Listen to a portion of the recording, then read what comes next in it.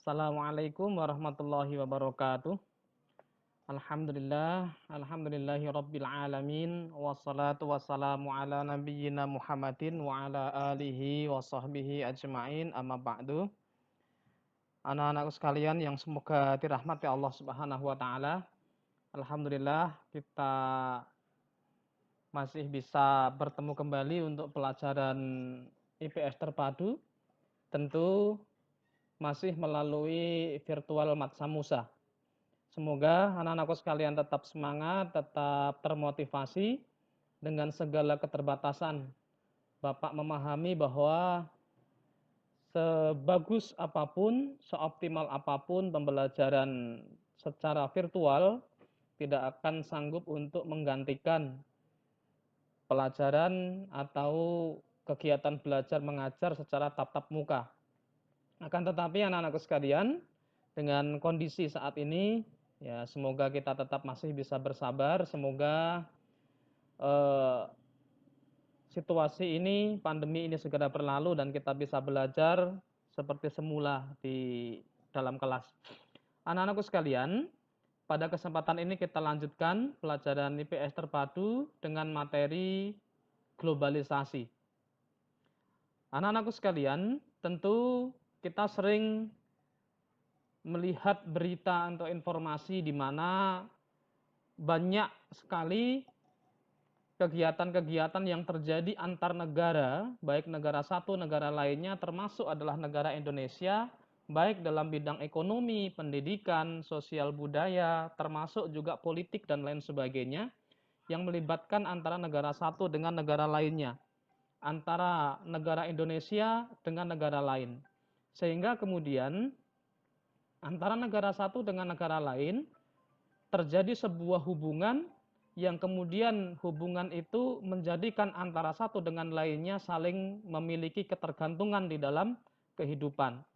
Itulah kenapa kemudian globalisasi menciptakan masyarakat dunia saling bergantung dalam berbagai kehidupan.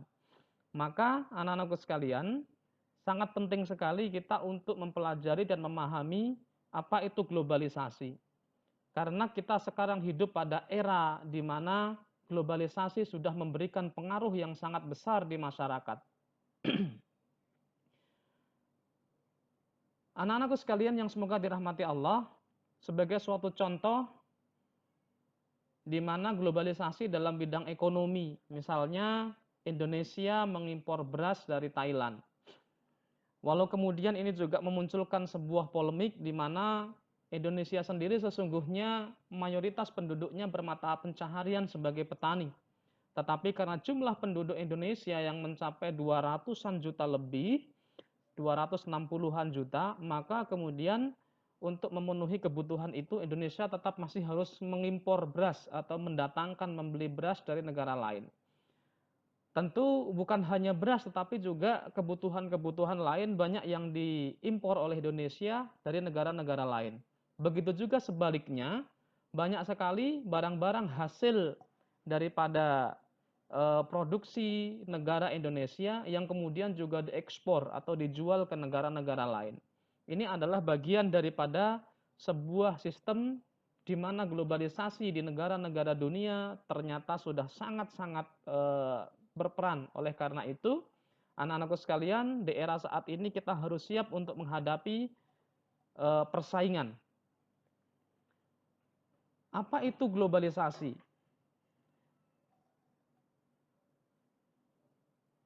Kata globalisasi sebenarnya merupakan serapan dari bahasa asing, globalization. Ya. Kata globalisasi sendiri sebenarnya berasal dari kata global yang berarti universal dan memiliki afiksasi yang dapat diartikan sebagai suatu proses. Globalisasi dapat diartikan sebagai proses distribusi global, elemen-elemen baru dalam bentuk informasi, pemikiran, gaya hidup, dan juga teknologi.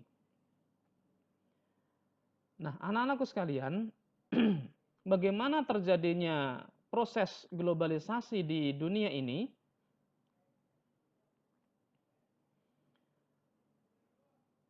Proses globalisasi muncul karena adanya perkembangan ilmu pengetahuan, teknologi, dan komunikasi.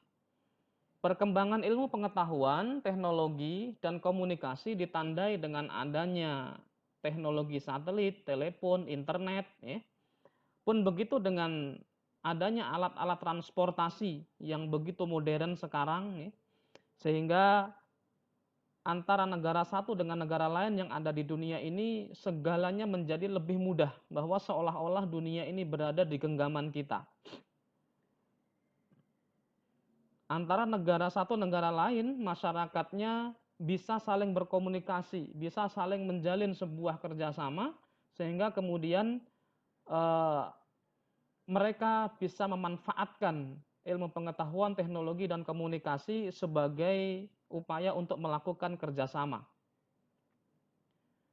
Anak-anakku sekalian yang semoga dirahmati Allah, hasil proses globalisasi itu memberikan kemudahan semua orang, seperti komunikasi antar manusia semakin dekat. Jarak sekarang sudah tidak lagi menjadi penghalang. Sejauh apapun manusia, tetapi ketika kemudian pada era globalisasi, dengan komunikasi, alat-alat komunikasi yang semakin maju dan modern, semuanya bisa dilakukan dengan seolah-olah bahwa jarak yang jauh pun menjadi dekat. Waktu yang ditempuh juga semakin singkat. Kalau zaman dahulu ketika seseorang mau ke negara lain, mau ke negara Arab misalnya, mau melaksanakan ibadah haji, perlu waktu berbulan-bulan. Sementara kalau sekarang hanya memakan waktu belasan ataupun hanya puluhan hari. Atau kalau seandainya dengan menggunakan pesawat bisa ditempuh dengan waktu 6 sampai 10 jam. Ini mengindikasikan bahwa waktu yang ditempuh bisa menjadi lebih singkat dengan adanya globalisasi. Dan mudah bergerak dari tempat satu ke tempat lain secara singkat. Oleh karena itu, globalisasi membuat dunia ini seolah tanpa batas penghalang.